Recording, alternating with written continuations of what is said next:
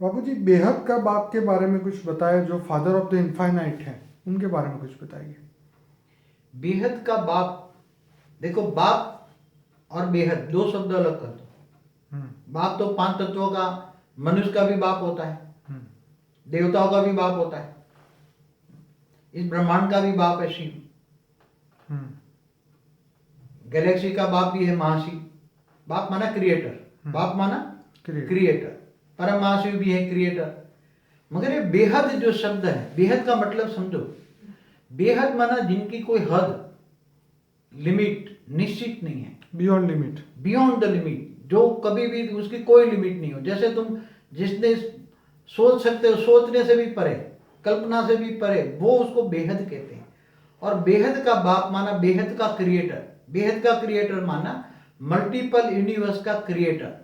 ऐसे multiple universe भी अरबों खरबों है, उनका भी क्रिएटर, उनका भी क्रिएटर होगा, क्रिएटर होगा, क्रिएटर, उसको बेहद का क्रिएटर माना बेहद का बाप कहते हैं।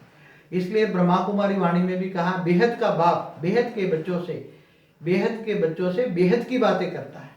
बेहद का ड्रामा का आदि मध्यंतर का राज समझाता है। मतलब बेहद का ड्रामा, मतलब बेहद का वर्ल्ड क्यों, कैसे बना, बेहद का विश्व क्या है, कैसे बना, किसने बनाया, क्यों बनाया, कैसे चलता है, और फिर उसका परिवर्तन कैसे होता है। इसलिए बेहद का बाप ही बेहद का ड्रामा का आदि मध्यंत का राज समझा सकता है। हद के मनुष्य हद की बातें करते हैं, हद के मनुष्य हद की बातें करता है। बेहद का बाप बेहद के बच्चों से बेहद की बातें करता है।